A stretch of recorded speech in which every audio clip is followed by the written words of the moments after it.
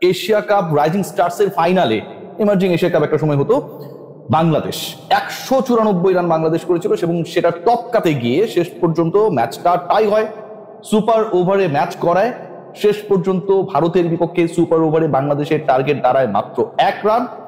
বাংলাদেশ সেই 1 রান করতে গিয়ে শুরুতে ইয়াসির চৌধুরী রাব্বি যে ঘটনা ঘটিয়েছেন এটা ক্ষমার অযোগ্য। এবং একই সাথে আপনি যদি মনে করেন যে এগুলোর তদন্ত হওয়া উচিত, তিনি কেন ওই সময় ব্যাটিংয়ে, সেটাও যথেষ্ট যৌক্তিক। আলোচনায় আসবো, সমালোচনা করব, বাংলাদেশ ফাইনালে গেছে, অভিনন্দিত করার ক্ষেত্রে কোনো ধরনের কার্পণ্য করব না। তবে তার আগে একটা ব্যাপার আপনাদের বলতে চাই, মানে পুরো সপ্তাহটাই, এক সপ্তাহে আমরা দেখেছি যে এর আগে যে 2 মাসের মধ্যে 2 বার ঈদ এলো, আসে না?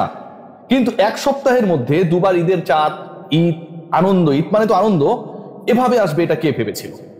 বাংলাদেশ ক্রিকেট দল অবশেষে ফুটবল দল যেভাবে 22 বছর পর ভারতকে হারিয়ে ওই এশিয়ান কাপ বাছাইয়ে অদম্য পারফরমেন্স দেখিয়েছিল, মাত্র কদিন আগেই 18 তারিখে বাংলাদেশ ক্রিকেট দল যেন সেটারই অনুবাদ করেছে। দিন শেষে জয়টাই হচ্ছে সবচেয়ে বড় কথা, অন্য আলোচনায় আমি আসছি।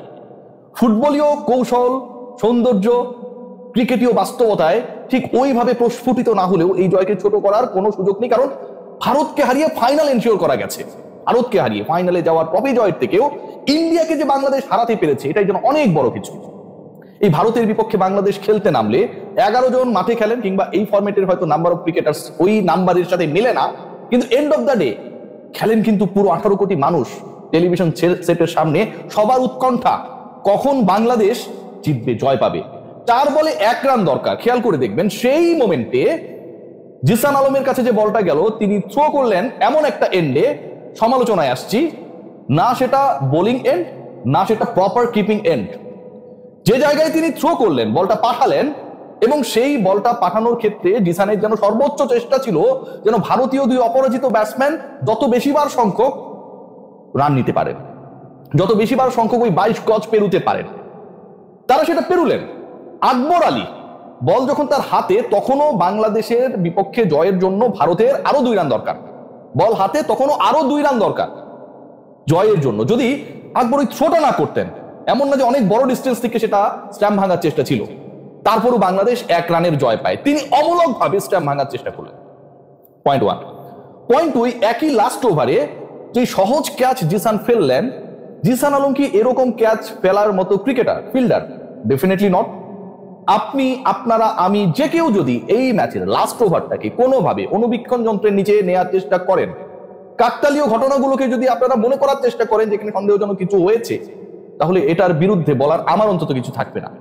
লাস্ট ওভারে লাস্ট বলে দরকার 1 বলে 4 রান, সেই জায়গায় এমন জায়গায় থ্রো করা হলো যেটা একজন কিপারের জন্য ডিফিকাল্ট টু গেট অন, এবং সেখান থেকে কিপার স্ট্যাম্প ভাঙার চেষ্টা করে পারলেন না, আরো একটা রান হলো, ম্যাচটা সুপার ওভারে চলে গেল। একই লাস্ট ওভারে যেই ক্যাচটা জিসান যেভাবে ফেলেছেন, এটা রীতিমতো ক্রাইম, এবং সেই ক্যাচ তিনি কেন ধরতে পারলেন না, এটা রীতিমতো একটা কি বলবো গবেষণা হতে পারে। বাংলাদেশ ম্যানেজমেন্ট এখানটাই শেষ না, নাটক কিন্তু এখানটাই শেষ না।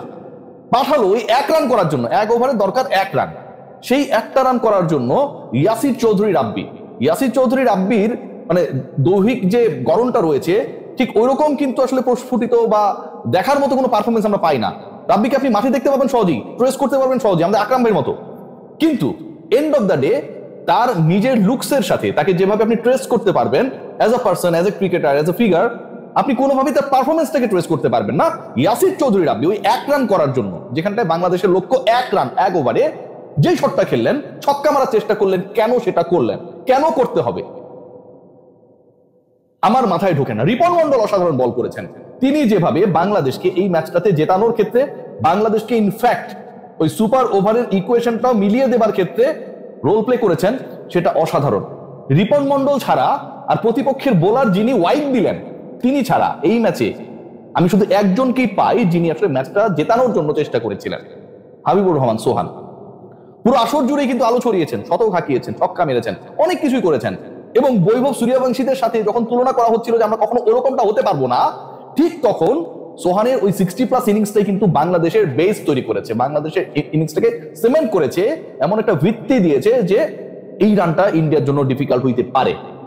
সেটার উপর ভিত্তি করে বাংলাদেশ যখন এই স্কোরটা করে, এবং সেই জায়গায় ইন্টারেস্টিং আরেকটা আলোচনা আমি আসছি, যে বাংলাদেশের হাবিবুর রহমান সোহানের 46 বলে 65 রানের ইনিংস, 5টা ছক্কা 3টা চার, 141 স্ট্রাইক রেটের ইনিংস, সেই জায়গায় আপনি কি কারণে ইয়াসির চৌধুরী রাব্বিকে শুরুতেই ব্যাট করতে পাঠালেন সুপার ওভারে? এই প্রশ্নের উত্তরটাও কিন্তু আমার কাছে মনে হয় খুঁজতে হবে। জিসান আলম যে ঘটনা ঘটিয়েছেন, অপর প্রান্তের অপরাজিত ব্যাটার যদি খোঁজার চেষ্টা করেন যে বাংলাদেশের হয়ে কারা ছিলেন, সেখানটায় আপনি কিন্তু জিসানের নামটা দেখতে পাবেন। যেই জিসান আলম ক্যাচ ছেড়েছেন, যেই জিসান আলম বাজে থ্রো করেছেন, সেই জিসান আলম বাংলাদেশের সুপার ওভারকে যদি আপনারা খেয়াল করেন, সেই সুপার ওভারে অপরাজিত ব্যাটারদের একজন। অথচ পুরো ইনিংসে দলের হয়ে সবচেয়ে বেশি বল যিনি খেললেন 46টা, সবচেয়ে বেশি ছক্কা যিনি মারলেন 5টা, এবং ইন্টারেস্টিং পার্ট যেটা, তার সাথেও যদি 18 বলে 48 কটা মেহরবের কথা যদি আপনি বলতেন যে তাকে আমি নামাবো, সেটাও যুক্তি হতো। সেটাও আপনারা করেন নাই। 9 রান করা আকবর ক্রিজে, ওপেনিং এ 26 রান করা জিসান, তার পার্টনার হচ্ছেন ইয়াসির চৌধুরী রাব্বি। আমার মাথায় ঢোকে না যে এই ঘটনাটা কেন ঘটলো। আজকে এই জয়ের দিন, বাংলাদেশ ভারতকে এক সপ্তাহের মধ্যে দুবার হারালো, ফুটবলের পরে ক্রিকেটে জয়, ফাইনালে উঠে যাওয়া, এর মাঝখানে যখন এই ফালতু নেগেটিভ আলোচনা করতে হয়, ভাই বিশ্বাস করেন আমার নিজেরও ভালো লাগে না। কিন্তু এতগুলো ঘটনা, এতগুলো নেগেটিভিটি, জিততে না যাওয়ার যে চেষ্টা, প্রাণপণ চেষ্টা করেছে বাংলাদেশের দল, বাংলাদেশের পার্টিকুলারলি কিছু ক্রিকেটার, যেন এই ম্যাচটা বাংলাদেশ জিততেই না পারে, সেই ব্যাখ্যাটা খোঁজার চেষ্টা করাটা কিন্তু খুবই যৌক্তিক। এই ম্যাচটা সুপার ওভারে যাওয়ার কোনো কারণ ছিল না, সেই ম্যাচ সুপার ওভারে গেছে। একই ওভারে, একই লাস্ট ওভারে, সহজ ক্যাচ ছাড়া একই লাস্ট ওভারে অনেকটা নোম্যান্স ল্যান্ডে থ্রো করা, কি কারণে ফিল্ডার এটা করলেন, একই ফিল্ডার করলেন, সেটার উত্তর খোঁজাটা অযৌক্তিক না? ইয়াসির চৌধুরী রাব্বি সেই বিগ হিট কেন নিতে গেলেন, কি কারণে নিতে গেলেন? 6 বলে 1 রান দরকার, তিনি যদি আউট হয়ে যান, এবং তিনি আউট হলেনই, বাংলাদেশের চান্সেস কিন্তু এরপর আর থাকছে না প্রপারলি।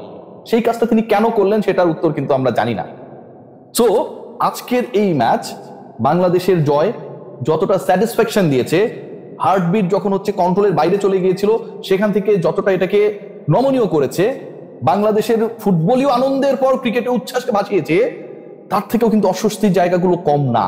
এগুলো নিয়ে আমার কাছে মনে হয় পুঙ্খানুপুঙ্খ বিশ্লেষণ ব্যাখ্যা করা উচিত। একই সাথে বাংলাদেশের ওই 1 রান করার ক্ষেত্রে কি কারণে ইয়াসির চৌধুরী রাব্বিকে টপে নেওয়া হলো, সেটার ব্যাখ্যাও আমি অন্তত আমার দিক থেকে চাইবার চেষ্টা করব। সবাই ভালো থাকবেন, টেক গ্রেট কেয়ার, ঈদ মোবারক।